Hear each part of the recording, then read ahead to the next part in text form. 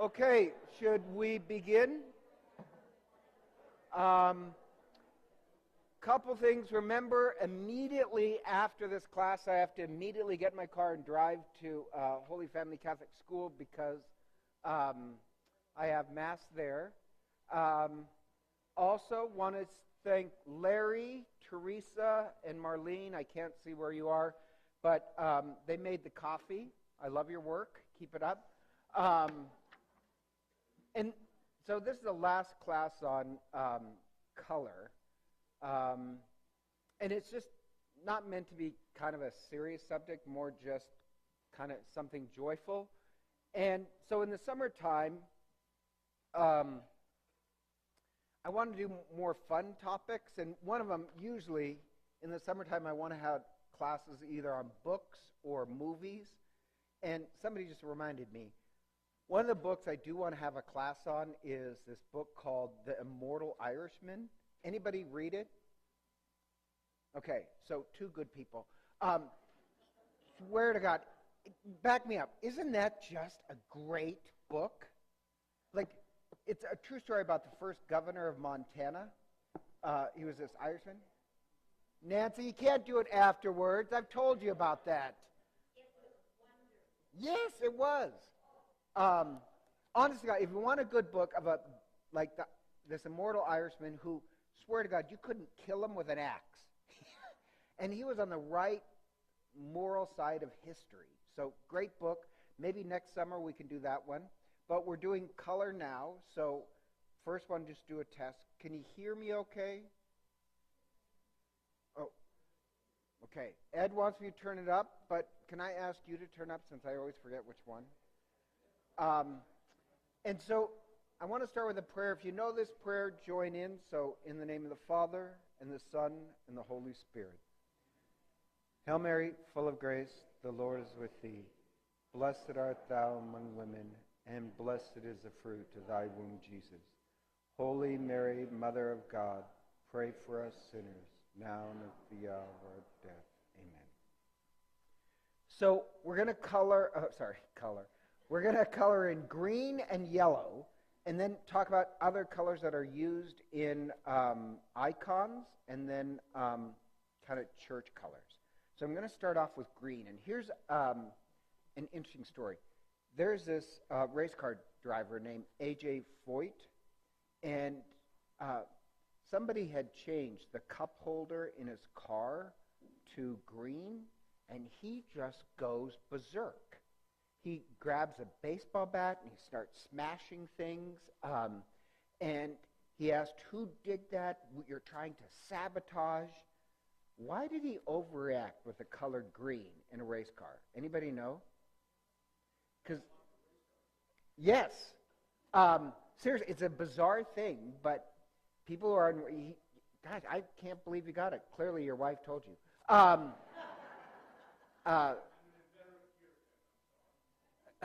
Deerhead? Oh, gearhead. Oh, I thought he said deerhead. But no, they considered it a bad luck in a race car. And the history behind it was in 1911, this green race car gets out of control, smashes into the bleachers, and kills all these people. After that, they thought driving a green car is bad luck.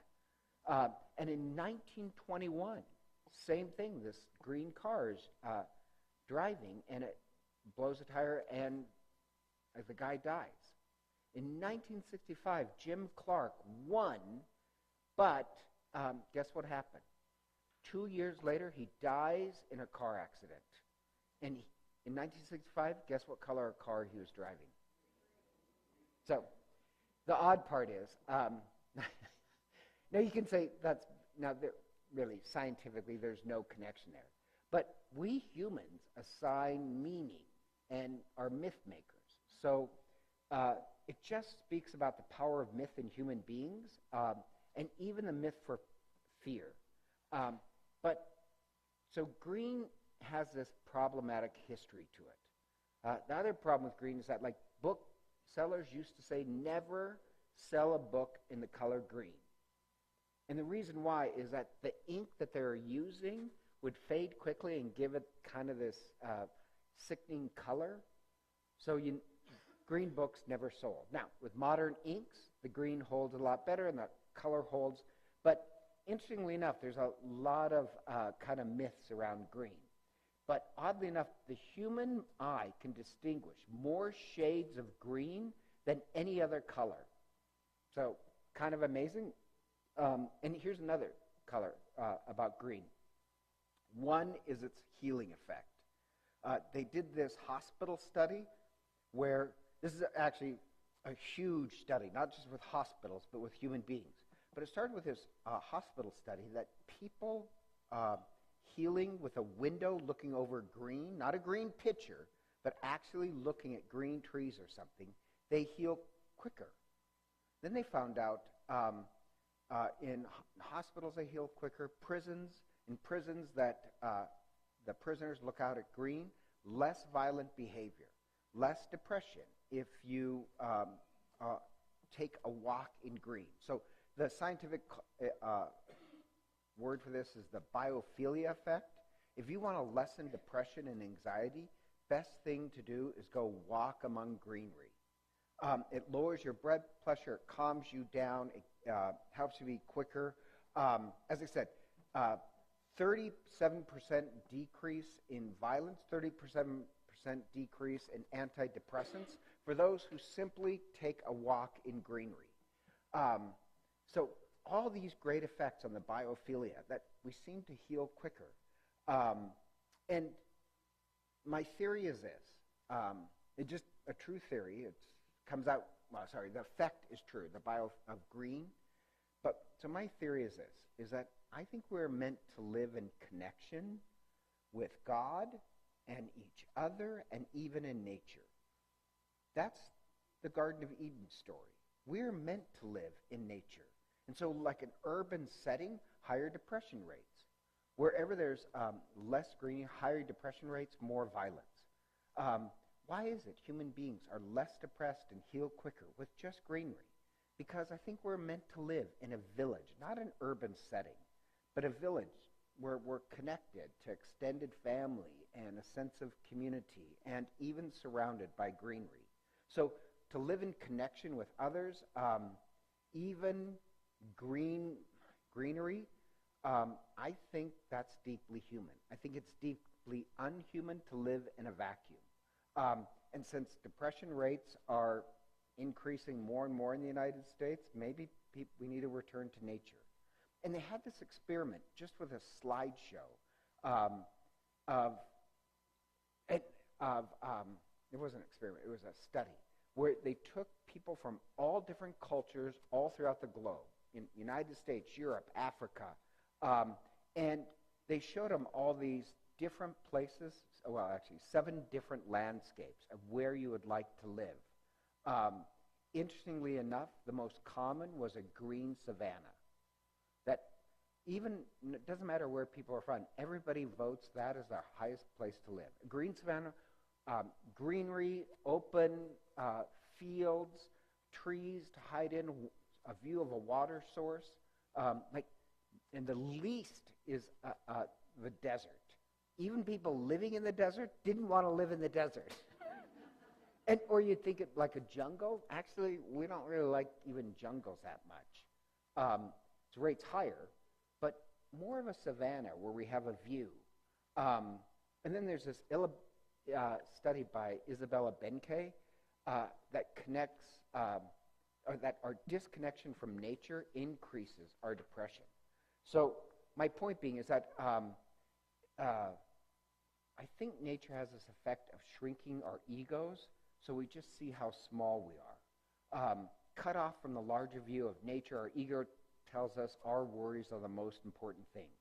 But I think there's something very primal and humbling about being around greenery. So, oddly enough, green does seem to help people heal. But here's the odd part. Not just the color green, but it has to be the actual plants, not just painting a room green. Now, actually, green is noted with a higher amount of creativity. You walk outside among greenery, yes, greater health effects, but also greater creativity. So this sounds kind of strange, but they give people these memorization tests of it's really easy. Remember the combination, I'm just going to make this up, 9, 24, 78, 104, 3. So you have to memorize that and take this test on just blocks of memory. You test people, then in 2 groups. One, you let them walk among greenery. They will get it the second time. You have other people sit in a room or cut off with no view. They have a huge rate, trouble, remembering the numbers again. Isn't that kind of amazing? That it lowers your blood pressure and it seems to help your memory. So green has kind of this creative. And in this double-blind study, they did this where they flashed colors and see if you could then just seeing green help you improve your memory. It does. So, wow, that's to me kind of amazing. So the biophilia effect. So we love a savanna. So this sounds kind of strange. In hallways, have you seen this? Is more and more. We had this in my former parish. A wall of green of living plants. It calms people down. The workplace. So this sounds kind of strange. I hate the plants that we put in the church. So who's ever doing it, please stop it. Because it drives me up a wall. Because they look spindly, and it's a dark church, and one little potted plant looks pathetic to me. Really. But greenery has this huge effect. If you put green near, I'm going to change this. If you put green near a doorway, like greenery, people feel more welcomed. And if there's a water source, even more so. Like our water source would be the holy water font, even though I don't really like ours either because they're such tiny little things. But I think there's something primal about green. So that's like the biophilia effect is people, even a hallway calms people down. Oh, switch that back. I didn't mean to go to yellow yet. So in my spirituality, just, I pray the virtues. So I pray one Hail Mary for piety / reverence. And when I pray for reverence, piety, the colored green comes up. I want to reverence life and reverence people. Green seems perfect. And once I was in Milan, and I saw this mosaic that was for sale, but the mosaic was a huge mosaic, taller than I am, and I'm, I think, 6'5". So I feel 6'5". And it was of the Virgin Mary, but she was all in green, and it said Our Lady of Life. And to this day, I was like, that is the most beautiful thing. So anointing the sick, when I pray for those, I think of the color green. If you're ever wondering, there's 3 oils up there. If you see a green splotch on one of them, that's going to be the oil for the anointing the sick, because green is noted with healing. I also, when I pray for forgiveness or mercy, I think of the color green, because we're meant to live reunited to each other. That's the Garden of Eden. So that's green. Quick class on green. Now yellow. Yellow is a very problematic color because of all the colors, yellow is kind of problematic. And what I mean by that is this. The shade of yellow is very important. So it's not just color, and this is the part that I get lost on because I'm not an artist, but it's not just the effect color has on us, but this is the odd part. What shade of color?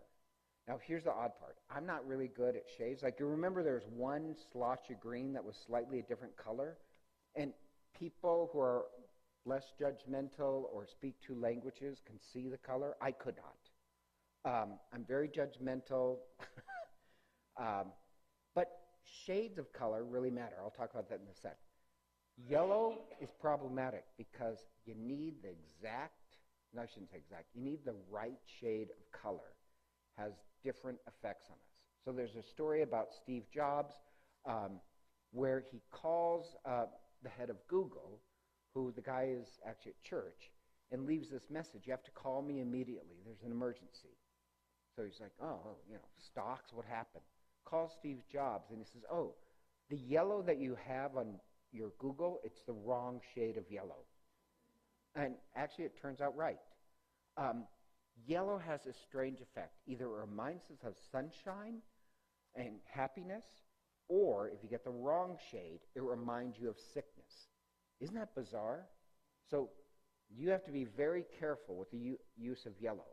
But oddly enough, yellow is what we're most recognizable color.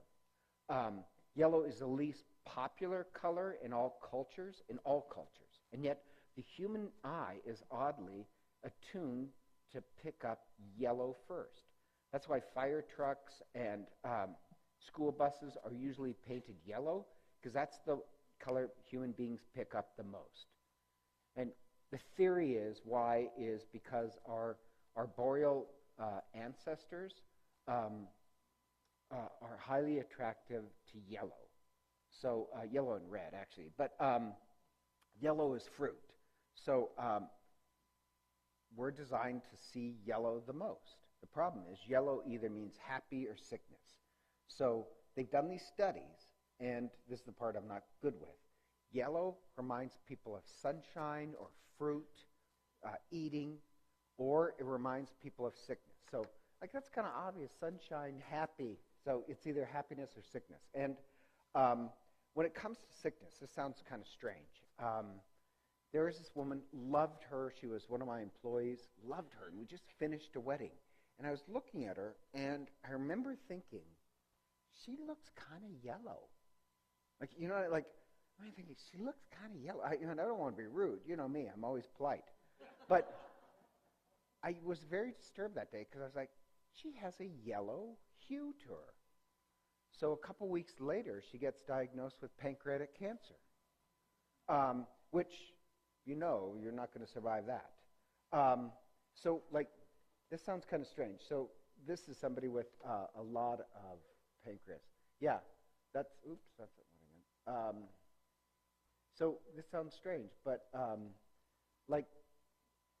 yellow either reminds you of happiness and sunshine, or it has this primal effect that you could be sick. These pictures are... you'll understand this in a second.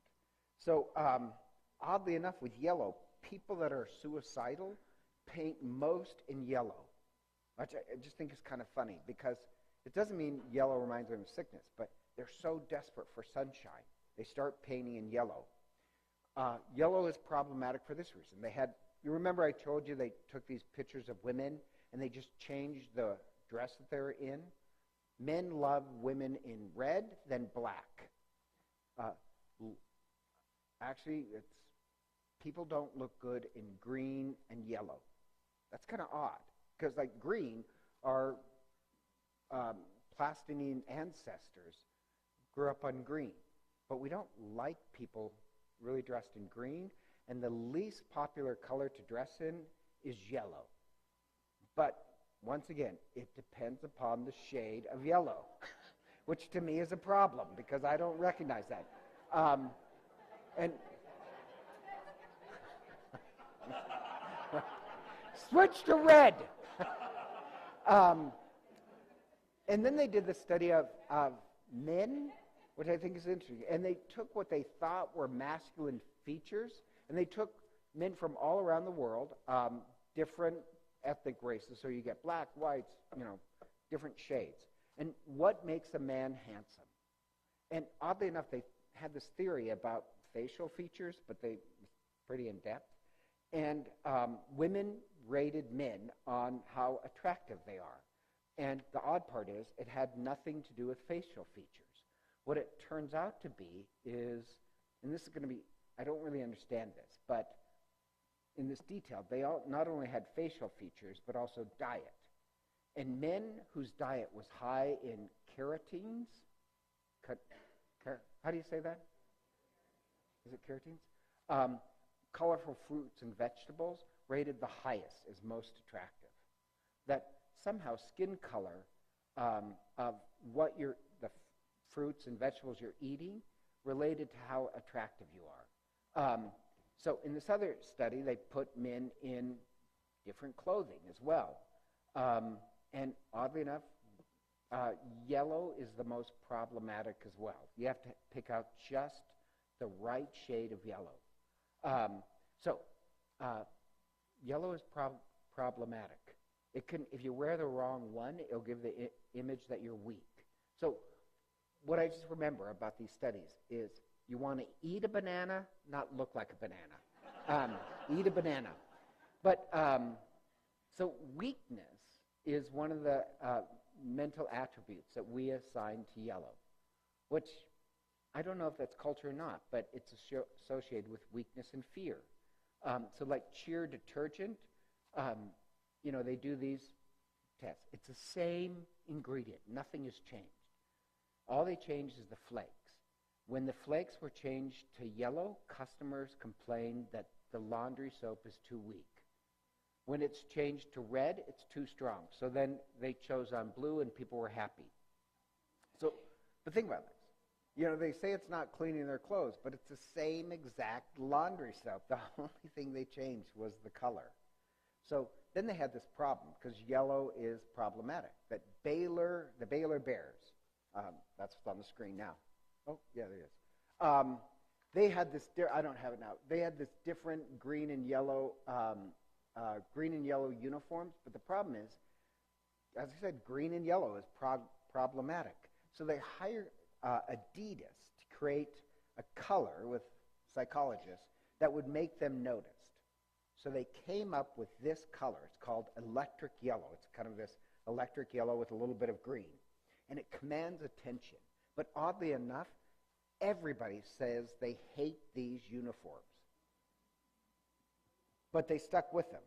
The reason why is, this sounds kind of strange, it's overpowering. And if you're against an opponent, you want either red, black, or something that scares the bejeepers out of them. So they switched the shade. Nobody likes it, but it seems to also slightly overpower their opponent, so they stuck with it. I think that's interesting. Yellow, once again, sunshine, happy. They did this strange test where this professor in this college, and I think this is so interesting, he used to print out tests on different colors so you couldn't cheat. Does that make sense? So had different colors, except one time he was an accounting professor, and he's running late, and so he, to be honest, he didn't come up with a different test. He just ran them in different colors. And so it was the same test, just in different colors. And he has this habit when he's grading the tests, is that he'll put them highest score and, very accountant, put them on highest score and into different piles. And he noticed that the 6 top test takers were yellow. Then if he puts it all together, it creates a spectrum where the yellows were on top, and then it goes to other colors. So he reports this to the psychology department. They start to do studies that, oddly enough, the top 10 best tests were all yellow. The bottom tests were either blue or pink. So they started this 10-year study, rating the best colors to take a test in. And actually, the first would be white, then yellow, then green, then blue, then red. And it was a 10-point difference. But the same students that were taking the test. So it's not like you're, I know this sounds, what I like about this is that we, after the Enlightenment, like to think everything's logical. We work by logic and what works and da-da-da-da. Not completely. As I said, color is persuasive. It has an effect on us, whether you like it or not. Now, yellow legal pads, by the way, the reason why legal pads are yellow is not because they're smarter. Just the guy who was putting them out was making them out of scrap paper, and yellow hides the fact that it's scrap. But yellow, for some reason, has this effect that we get excited more about yellow. So, as long as it's the right shade of yellow, you do a little bit better. So they did this other study, and it was New Yorkers, so you know those people. And there was an art scene where they put them in this room and then have dinner parties, but then they changed the color of the room. Same room, same architecture, all they changed is the color of the rooms.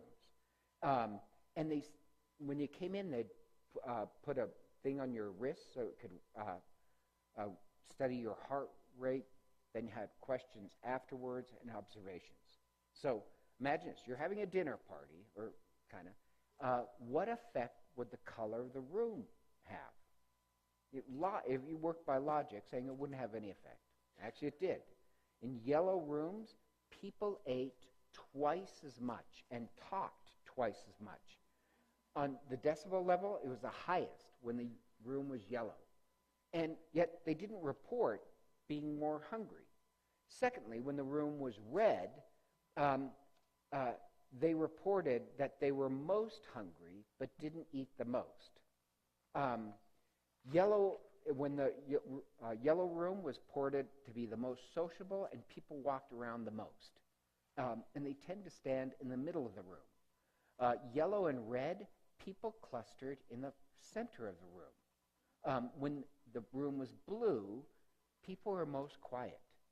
The decibel levels were the lowest, and people stood at the edges of the room, not the center of the room. Isn't that kind of amazing? Yellow, well, think about this. If yellow reminds you of happy and sunshine, you're going to be more sociable. Isn't that kind of odd? If you want to invite a welcoming space, this sounds kind of strange. Yes, you do want some green, not like a pathetic dying plant at the door. You want a splash of living green, source of water, and the color of the entranceway, you want to be the right shade of yellow. Not overpowering, but something that reminds you of a sunset or a sunrise. People want to enter that room twice as much. Isn't that kind of interesting? So, if you're wondering where I'm eventually going, I'm going to our church. No, I want to create that it has a feel to a church. So, like the entranceways, I like white, but it has to be a white that has a slight yellow hue that makes people just a slight jolt of happiness, of sunshine. Now, there's some urban myths around yellow, that yellow makes people argue more. In the study, they didn't argue more, they just talked louder. There's a myth that you should never paint your baby's room yellow because it makes them cry more. No truth to that.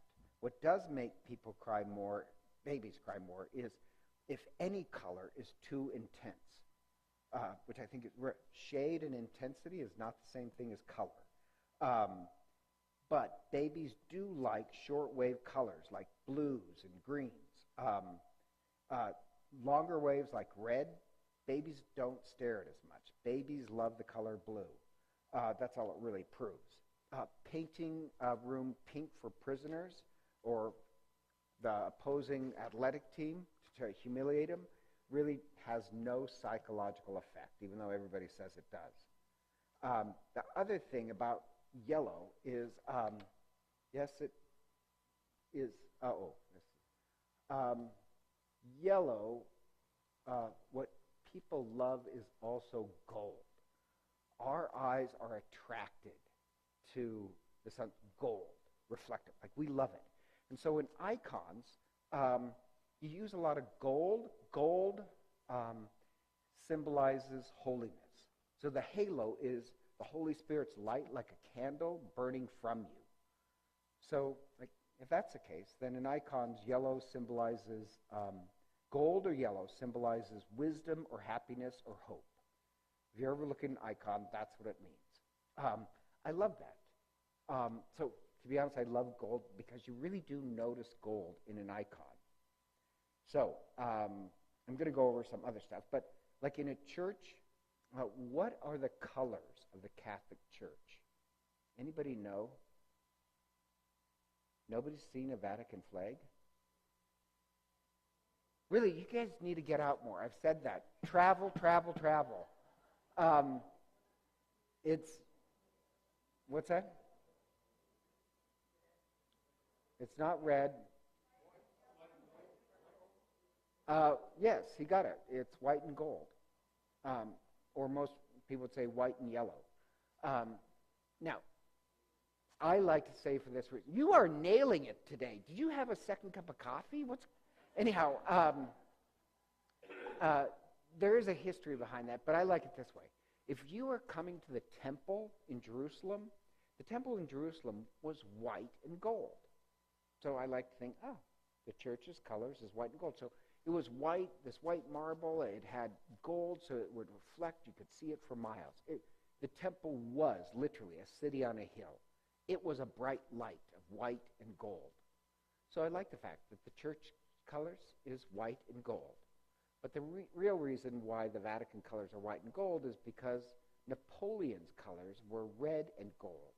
And when Napoleon took over, it was this insult against Napoleon when he was controlling everything to change it from red and gold to white and gold. Anyhow, I just think that's kind of funny. I'm going to get into more colors in the Catholic Church, but I just want to pause for a moment to eat something and ask, is there any questions about yellow and green? Any statements?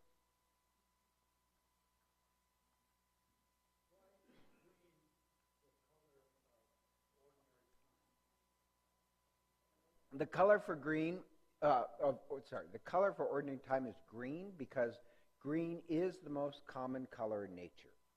So, think about this. When we say color, think how much the Catholic Church uses color. The color for Advent is a reddish purple. No, I take that back. I got messed up. It's a bluish purple.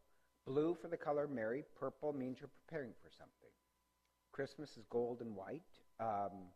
Ordinary time is green. Lent is a reddish purple. Purple, you're getting ready. Red because of the blood of Christ being poured out. Then once again, Easter is gold, white or gold.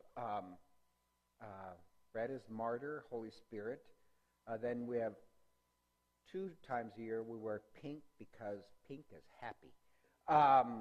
Pink is joy. Let's see, what else? That's it.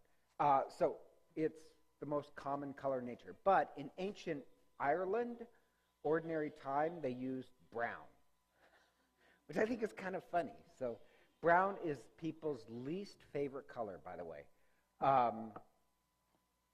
What's that? Anyhow, so here's the thing.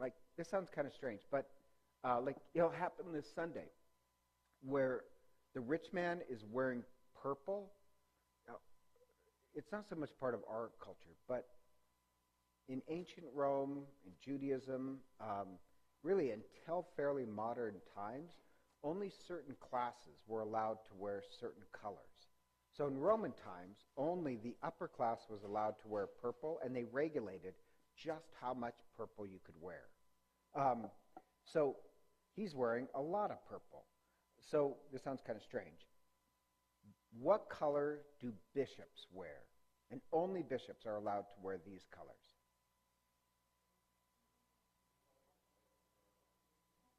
Nope. Okay, it's a color that I always find confusing. It's called magenta. And magenta is purple and red. Purple because, one, Christ wore purple as king, but also bishops in the Middle Ages were considered the upper class, so they get a splash of purple, and red because bishops, for the first 300 years, you're named a bishop, you're going to die. And by the way, I know this sounds kind of strange. I get particular, just don't take it serious, but bishops, when they get ordained, get a ring, a wedding ring. Do you know priests don't? No, they don't. Priests don't get wedding rings. It's not part of my ordination rite. And nuns, but it's not part, they're not ordained. Take vows. Yes, so, yeah. Right. But, Catherine was a bad girl. But I just mentioned it because this sounds kind of strange. A priest who I'm very friendly with said, I always make sure I'm wearing a wedding ring so they know I'm married. And I said, you're not a bishop. Stop. Why don't you just wear magenta as well so they know, you're not allowed to. Right? You can. Nothing forbids it. But, bishops wear magenta because they're supposed to shed their blood. wear rings, because those are the ones who are really married to the church. So this sounds kind of strange. This ancient martyr of the church, he was a bishop. Starts with C. I'm forgetting his name. I loved him. Not Cornelius. His feast day was just 2 days ago. Cornelius and Cyprian. Cyprian, I love Cyprian because he used to always say obnoxious things, which, only because I'm shy, I like people like that. And what would happen, he died in the 300s, but somebody would want to become a bishop of one place, like Boise, but they really have their eye on Los Angeles, and they're hoping to climb the ladder. So Cyprian's line for that was, a man who accepts the episcopacy in one place. And remember, bishops are married to the church. A C in one place with his eye on a larger metropolitan to replace it to is like a man who marries one woman with his eye on a younger woman to replace her. You took vows to that diocese. You wore red because you're going to die for these people, not use these people to move to another city. So I know this sounds kind of strange. The same way wearing a wedding ring means something, well, wearing red means you're going to die for your people. So if you're going to wear red, die for your people. Don't be using the church to advance your career, or bishops stop wearing red. Red symbolizes martyrdom. Anyhow, so if there's a bishop's mass or a pope mass, the altar servers can wear red. On that, they wear white. So bishops wear magenta with, and I think this is funny, their sash around their stomach is fuchsia, which, and once again had to look up, what is fuchsia again? It's pink and red. Just to give them my guesses. I don't know what that means, but I just know it's fuchsia. Cardinals, and that only happened halfway through our church, cardinals wear cardinal red. They wear red. Priests, actually in the Middle Ages, started to wear black, and it was actually a black overcoat with white shirts. The white collar would stick up. That's where we got this thing. It was just really an accident. But I do like the fact that black symbolizes death, that I'm supposed to die to myself. So my only point of that is that, think about this, whether it's a season or your position in the church, you have colors. Franciscan monks wear brown. Brown in icons symbolize humility. They take this vow towards humility, so they wear brown. So the same way the Vatican has colors, when I go to a parish, I give them colors. So this sounds kind of strange. When I was at Holy Apostles, we came up with colors for the parish. So on feast days for any parish activity, people would wear their parish colors. And the parish colors were gold and red, well, really maroon. And the reason why is, this sounds kind of strange, but remember, I'm psychologically unhealthy, unstable, so this is going to shock you.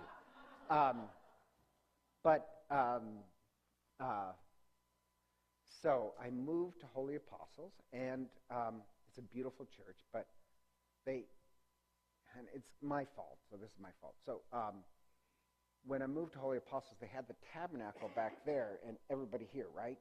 But technically, according to the rubrics, which I know all this stuff, I told Tim Ritchie, I said, well, technically when you build a church, you're supposed to build the tabernacle in its own prayer space. So just explain that. So anyhow, I told Tim that, but I really should have, I didn't know he'd take me so literally. So to be correct, like, have you ever been to churches where they put the tabernacle off in the side? That's why they did that, is because they interpret that that's its own prayer space. Hate that. It has to be in its own prayer space. So Tim, he did put the tabernacle there, and then he had this chicken fence kind of put up. It was this awful thing to separate the two. But he put it up with intention it'd come down. Because he hated it, I hated it. But it was just to appease some other liturgical committee. So when I showed up, knowing full well Tim hated it, I took it down. And I said, no, it is, because I moved the presider's chair, it's a big space, right there, and made the presider's chair the separation point. The only point being is that then somebody said, well, who gave you permission to move the chairs? So my way of dealing with things is to double down. So at that point, this is so obnoxious. So when somebody says you can't do that, the war is on. So then I had the back wall painted red. It's just paint. Just to let people know, oh no, there's a new sheriff in town. And I had this woman pick it out. It was a beautiful, everybody, well, to be honest, people really loved the red. I didn't like it. But, so, our colors became maroon and gold, which also is the colors of St. Ignatius. So, and our school is St. Ignatius. We took his colors. So, the strange part is, and red and yellow does make people, the paint was white, but it's a yellowy, sunshine, white with a, so anyhow, I liked it because I wanted us to be a bold community. So anyhow, it was great. So every church I've gone to has different colors. So what colors should we pick for our parish? Well, don't worry, I picked it for you.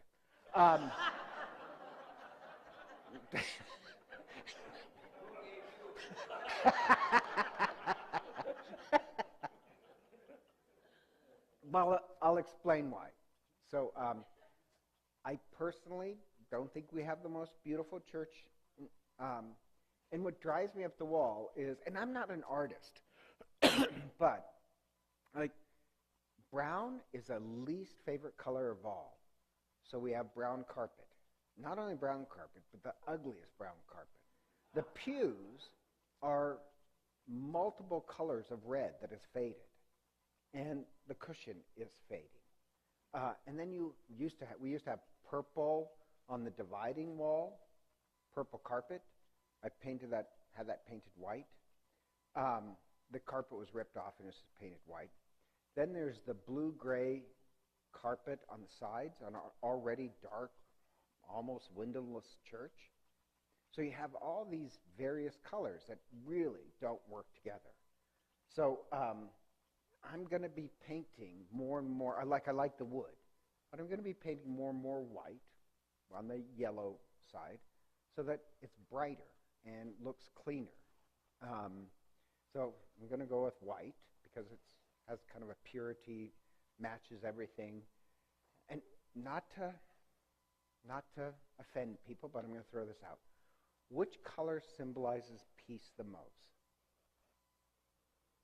Not gold. Like psychologically, what calms people down besides green? Blue. Blue. So our colors are going to be white and blue. And you could say, well, why blue? Because, I hate to say this, in northern Idaho, I've never met a place more divisive. Week after week, we talk about it. It's very divisive up here, and it's not like there's that many Catholics. And yet everybody's at each other's throats. So I want the dominant colors to be blue and white.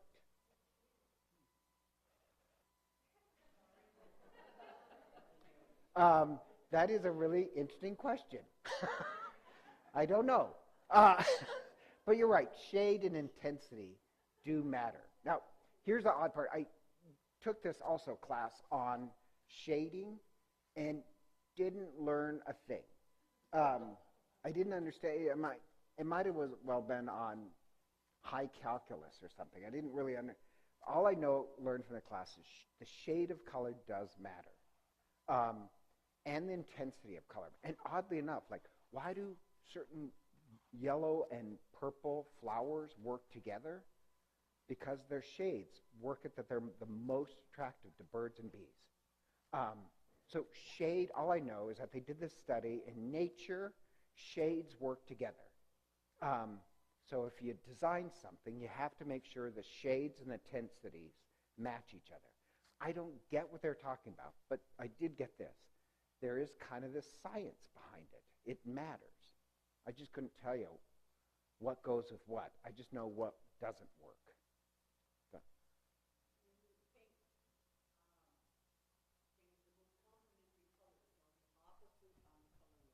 Yeah, you're once again, I don't know what you're talking about. It's Greek to me, Catherine. She said something about opposite colors.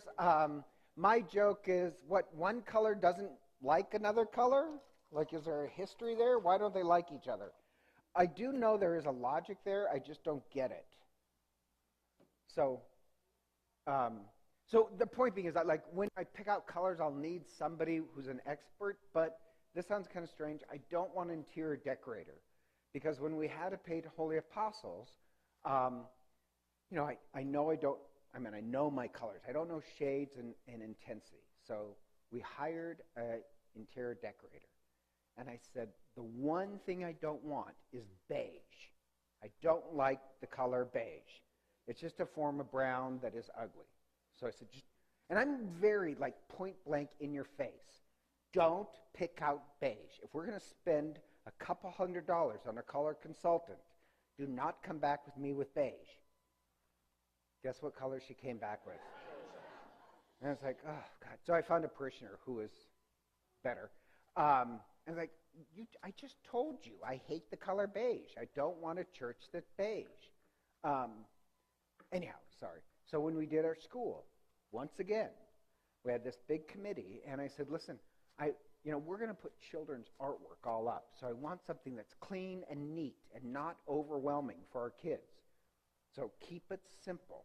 Like, I want this design where when it's the little kids section, the furniture, it was really amazing. The furniture, everything is fun and light and playful. But then as you move to the 8th grade, it looked more like a Starbucks. With, seriously, like high-top tables, just the environment, I want it to look professional. So you're going from playtime to it looks collegiate. Does that make sense? So I said, with the colors, I don't want anything overwhelming. And was I ticked when, because it was a committee I put it for. It's like I didn't say anything.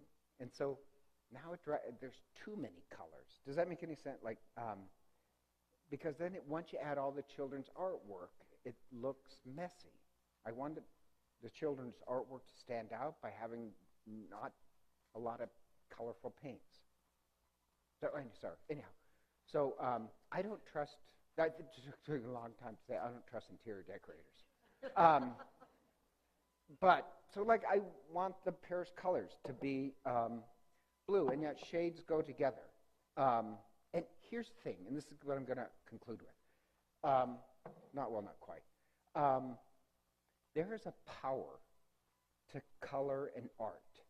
I don't fully understand it, but why is it the Nazis not only burned books, but burned paintings? Why is it that Stalin executed artists? Why did McCarthy blacklist artists if art has no power? If art is so powerless, why do dictators and fascists always oppose art? Because I think dictators understand that, wow, art and color and beauty has a way of affecting people. And remember I mentioned not only color, but words in your head. If you take a test and the words that are used are aggressive words, and then leave the test, hand it in, and somebody's rude, you're more aggressive to that person. If the words rolling around your head are more patience, kindness, tolerance, if those words are rolling around your head, take the test, you leave, somebody's rude to you, you're more patient. And like that's what I think prayer is. Prayer is the words echoing in our head, no, I will be loving. I will be a little bit more loving. Remember, people who are exposed to like children's art, waiting in line, are less aggressive and more kind to each other. Words and the arts that we use and the colors are all persuasive. So Tolstoy has this conversion. He's this famous Russian author. And then he decides how he's going to change the world is through art. The only artistic talent he has is writing. So he writes. And Mahatma Gandhi said that Tolstoy was one of the three biggest influences of his life. That's where he got the idea for nonviolent resistance, was Tolstoy and Christ. And then Martin Luther King said that Gandhi influenced his life. Tolstoy's art helped change the world a little bit. Now, I do believe that there is such a thing as bad art. Just as, like, you pick the wrong shade of yellow, it actually makes the situation worse. But my point is this. Did you guys ever see the movie The Color Purple or read the book? There's that great line where Celie, who's had an abusive life, is walking with the singer. And the singer has this kind of conversation about the color purple. She says, I think it pisses God off if you see the color purple and don't rejoice. God puts, her theme is, God puts color in the world to wake us up from our miserable lives. And, the color purple, it was a miserable life. But there's these splashes of color that wake us up. And so when the world is burning with anger and hatred, I think it's art and color that has a tiny effect to wake us up. That's why, if you notice, in the book of Joshua, no art is ever mentioned. In the book of Joshua, which is all about war, there's no poetry, there's no songs, and it mentions color the absolute least. And that should shock you, because the Bible is mostly poetry. But suddenly in violent times, poetry, songs, and color seems to fade away. Because I think God is beauty itself. That's one of our beliefs of God. God is pure beauty. And yes, we're used to thinking God as creator, the source of all life, and God the moral giver, truth itself. But I think we're a little bit weaker of thinking of God as beauty itself. And participating in goodness and truth and beauty are experiences of God.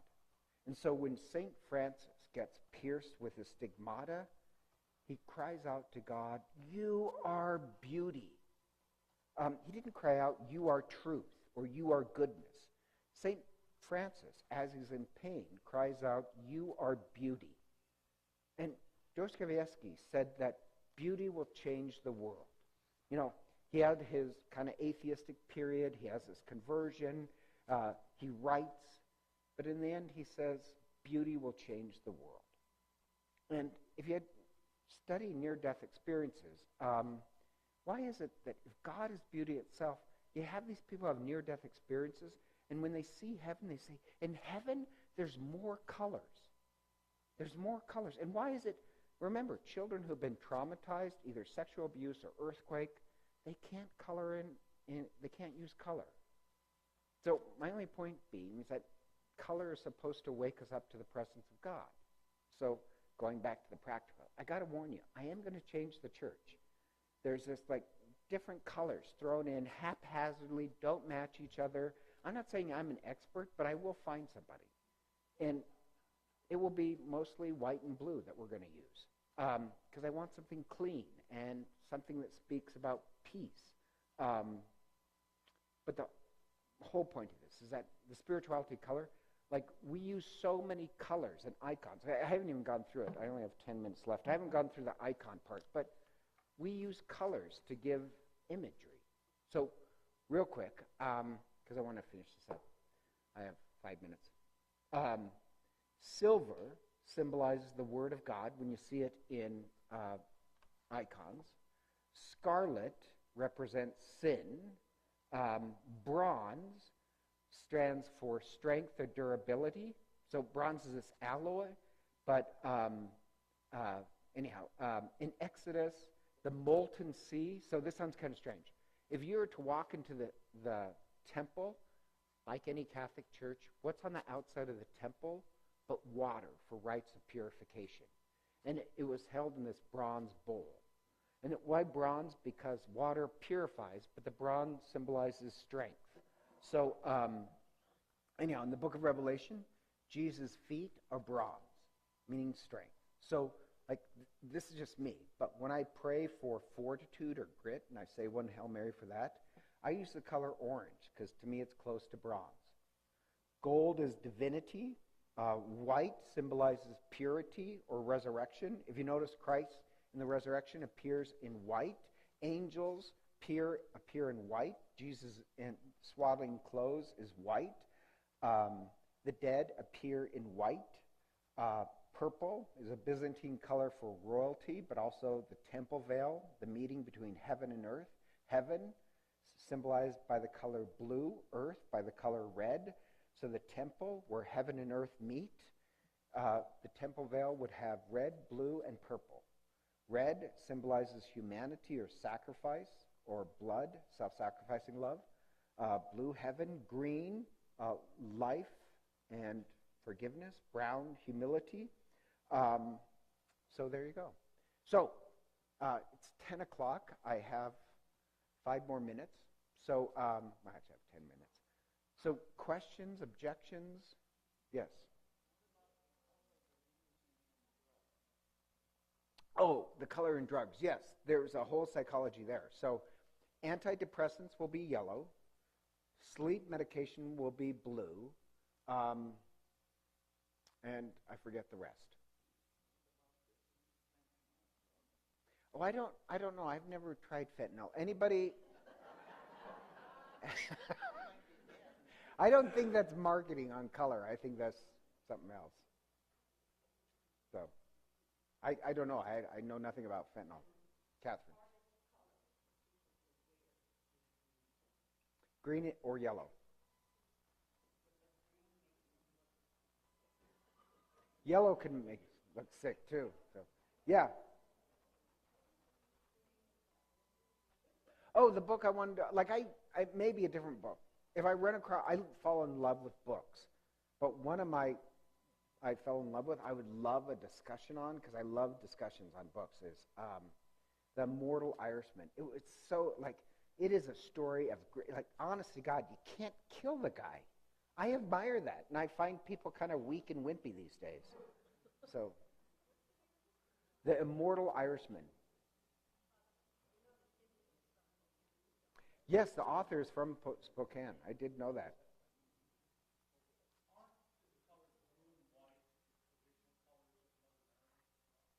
Well, that's hard to say.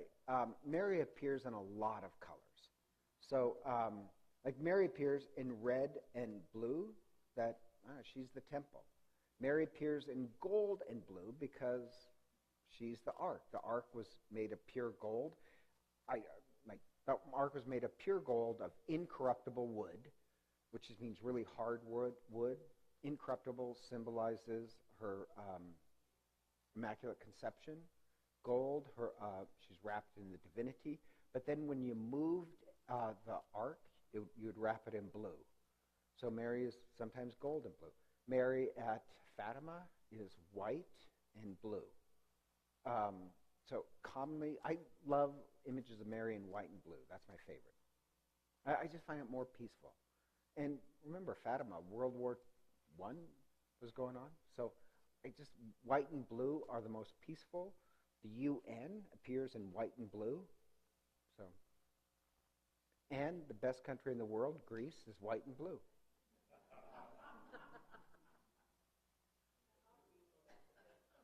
I've done extensive research. Yes, so I just got back from Greece. So I have to admit, Greece, now, I'll tell you a secret about me. I am very tightly wound. In psychology, there's a term for it. It's called a mess. Like I can't sleep at night because if I wake up in the middle of the night, I start jonesing about everything I have to get done. But my friends joke that the only time I'm really relaxed is in Greece. And in Greece, like anybody go there? White buildings, blue water. The Atlantic looks like hell. It's kind of this dark green. The Mediterranean, it's brilliant blue. So just with all that blue and white, and the Greeks themselves are so laid back. So if Greece colors are white and blue, that's the one place I suddenly lose my anxiety. And that we went to Greece, then went to Italy. Italy is very beautiful, lush, green. It really is. Wow. Greece is not green. It's just white and blue. But Italy is lush, but like Italy is very busy, and I don't like busy. My life is busy, so if I relax, it's don't even start me on the driving. Anyhow, anything more in color? Yeah.